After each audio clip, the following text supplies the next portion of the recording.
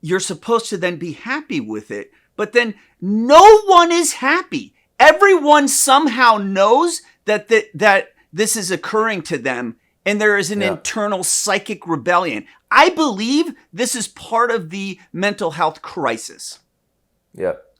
I totally agree. This is again where I get a little excited. I'm a little overexcited about this. Yeah, and the first level of the tunnel that nearly everyone is stuck in is this tunnel, where we go on and it just funnels us echo chamber, stimuli, whatever it is that just keeps us kind of mindlessly scrolling through our phone. That's the first tunnel. And then once they got us there, then they hook us into Netflix, and then they hook us into DoorDash, and they're going to tell us what we eat, what we watch, what we do all day. Warning, this podcast is for entertainment only and not intended for medical purposes. People are saying that AI is going to be able to understand you and then help you choose what you want to do in life better than you would just do on your own. Yes. Okay. Yeah, and then you're calling bullshit on that. Why? I'm calling bullshit on that because this what's called weak AI, right? I don't think general AI even exists yet, but weak AI is already being used by Netflix and whichever platform you use, Facebook. Romeo has something to say. Apparently, he's enthusiastic about this. But okay, so basically, they use these sorting algorithms to look at which video. Like, let's just look at Netflix, right? If you watch Braveheart, it'll say. It'll immediately be like, oh, here's other movies like Braveheart. But then it also looks at like how long did you watch it? Like which time of day did you check it out? And it takes all that into account. And then pretty soon you are now presented with 24 videos and that's it. And so what happens actually is you get a super tiny view of the video selection. And I don't fucking want that. I want to see 1,000 videos and scroll through them and then like not even watch one. Right? But that is the worst for them. Why is that so bad for them? Because these algorithms are based. You know who created these fucking algorithms? Psychologists. And so like this fundamental sorting algorithm that is being used by Facebook and whatever that creates these like hyper what would we call it, like hyper extreme bubbles where like you look up one like vegetarian dish recipe, and then a week later it's feeding you veganism is the only way meat causes cancer, right? Like how does that happen? Right. It's the same algorithm that was created from a psychological experiment that was called the JAM experiment. Do you know about that one? No, explain it. Okay, so the JAM experiment is super easy, right? These stupid psychologists went along and say, I shouldn't call them stupid, but you know my feeling about the field. They went to a supermarket and then put 6 jars of jam on a table, and then they observed people going over to the jars. It's like 6 different kinds of jam, right?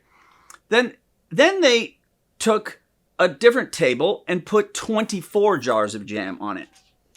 24 different kinds.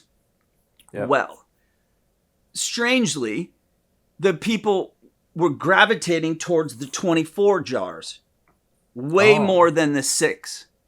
But the problem is only 10% of the people who went over there bought any jam.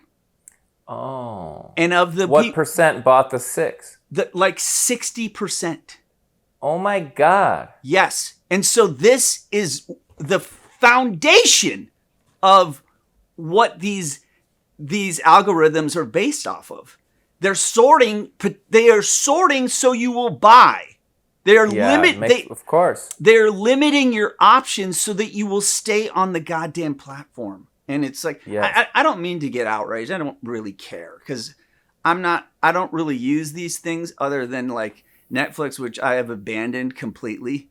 Like, but I think it's good you're outraged because it's kind of an interesting thing. Okay, so you're saying not only do you want to be at the 24 jam table, but you want to go even farther and you want to be at the 10,000 jam table, and then you'll buy 0.001% of the jams. That's right. And because that's what I want. And here's a possibility that AI could get to know you and they could know what you want and they could give you what you want. That's one option. Or another option is AI's not on your side and no one gives a fuck what you want, Porn. All that matters is the corporations who have enough money to fucking create this AI and own the Netflix channels and the blah, blah, blah. Yeah. And they're going to give you 6 jams and they're going to tell you the 6 jams are good for you and you don't get your 10,000 choices because they're not going to make money that way. So they don't give a fuck what you want. And they're maybe going to be smart enough to trick you into thinking you're cool with their 6 fucking jams they give you. Yeah, I am somewhat in the camp of the anti-disestablishmentarianists. I am against that model.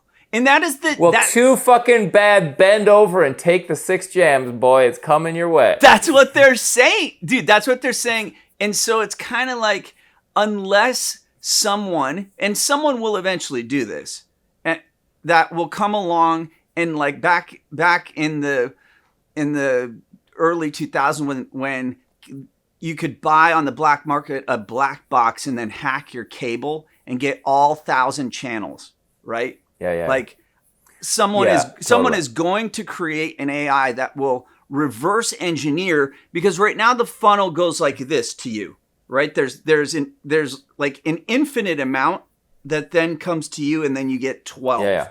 Right? Yeah. Well, I already know who the one crew of those people are.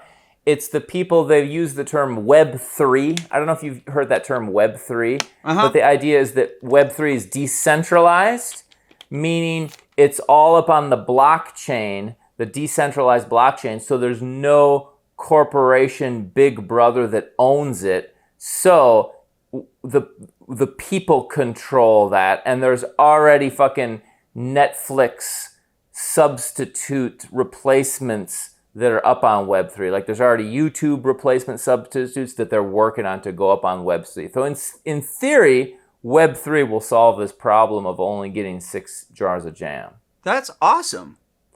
Which is the same thing for, obviously, YouTube and ChatGPT. They're all super handcuffed by these algorithms. They're not only designed by the silly jam experiment. It's hundreds of psychological experiments are being, I was going to say bastardized, but that's not correct. They're being harnessed towards profit motive. But here's what it does to the human psyche. Is it conditions you. This is why I get a little excited, is because it conditions you towards your most primitive, idiotic, limited self. Yeah. And that like primitive self that is like, oh, there's not enough. Oh, I gotta make a selection now. It is like, why the fuck would you want to do that?